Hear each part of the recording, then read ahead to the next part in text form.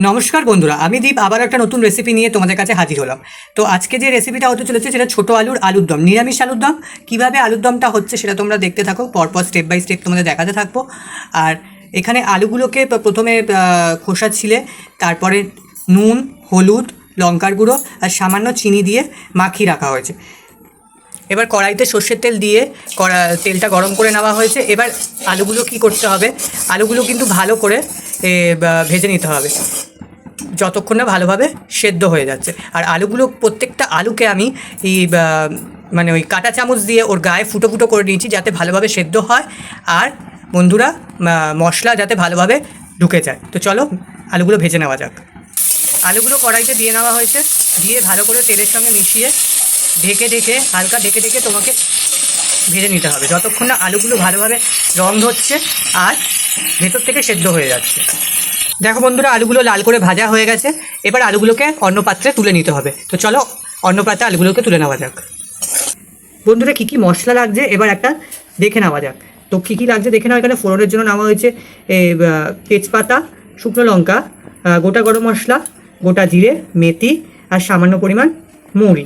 এখানে নেওয়া হয়েছে হলুদ গুঁড়ো, লঙ্কার গুঁড়ো, হাফ চামচ হলুদ গুঁড়ো, 1 চামচ লঙ্কার গুঁড়ো, 1 চামচ জিরের গুঁড়ো, আদা পেস্ট, আর এখানে নেওয়া হয়েছে লঙ্কা পেস্ট।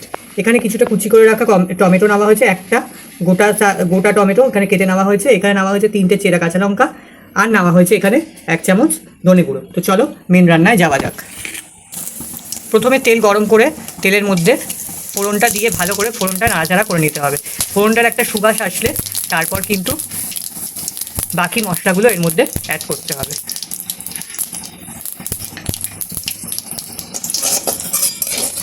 ফোড়নটা ভালো করে কিছুক্ষণ হতে দিতে হবে। বন্ধুরা, ফোড়নটা ভাজা ভাজা হয়ে গেছে। এর মধ্যে দিয়ে দেওয়া হচ্ছে খানিকটা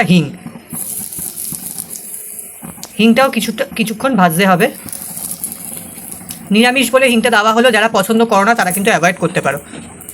দিয়ে তেলের সঙ্গে ভালো করে মিশিয়ে নিতে হবে। এবার টমেটো কুচিগুলো এর মধ্যে অ্যাড করে দেওয়া হলো। টমেটোগুলো যতক্ষণ না নরম হয়ে আসছে ততক্ষণ কিন্তু ভালো করে রান্না করে যেতে হবে।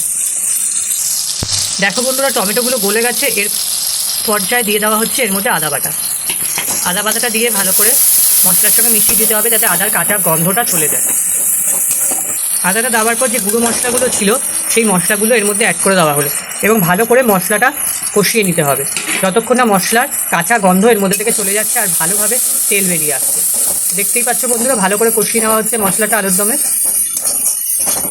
যতক্ষণ না এর থেকে তেল বেরোবে ততক্ষণ কিন্তু মশলাটাকে ভালো করে কষাতেই হবে।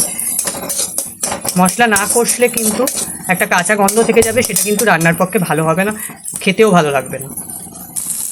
দেখো বন্ধুরা, মশলাটা কিন্তু ভালোভাবে কষে গেছে এবং সাইড থেকে পুরো তেল ছেড়ে দিয়েছে। তো চেরা কাঁচা লঙ্কাগুলো এখন দিয়ে দেওয়া হয়েছে আর দেওয়া হচ্ছে এর মধ্যে কিছুটা পরিমাণ টক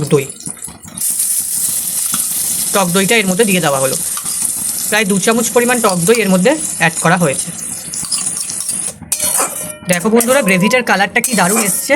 তো টক দইটা দিয়েও কিন্তু ভালো করে কষিয়ে নিতে হবে মশলাটা যতক্ষণ না একটা ভালো তেল উঠে আসছে মশলার থেকে।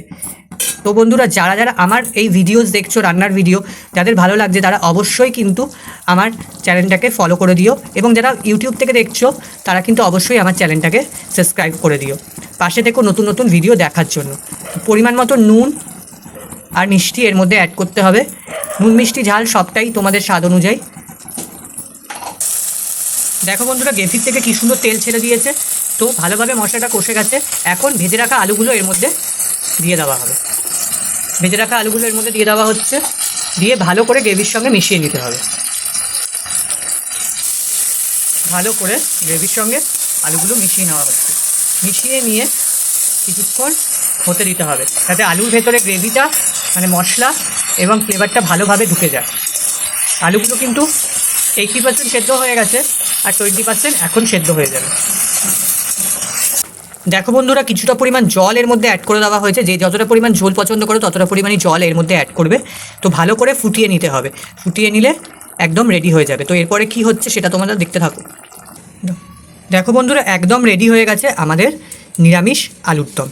যেহেতু এটা রুটি বা পরোটার সঙ্গে খুব ভালো যায় এবং ফ্রাইড রাইসের সঙ্গে যারা ভাত দিয়ে খেতে পছন্দ করে তারা ভাত দিয়েও খেতে পারো। এর মধ্যে দিয়ে দেওয়া হলো 1/2 চামচ গরম মশলা, 1 চামচ ভরে ঘি। তো ফ্লেভারটা কিন্তু দারুণ এসছে বন্ধুরা, অবশ্যই বাড়িতে ট্রাই করো এবং জানাও আমাকে কেমন লাগলো এই রান্নাটা। তো চলো আজকে এই পর্যন্তই, টাটা।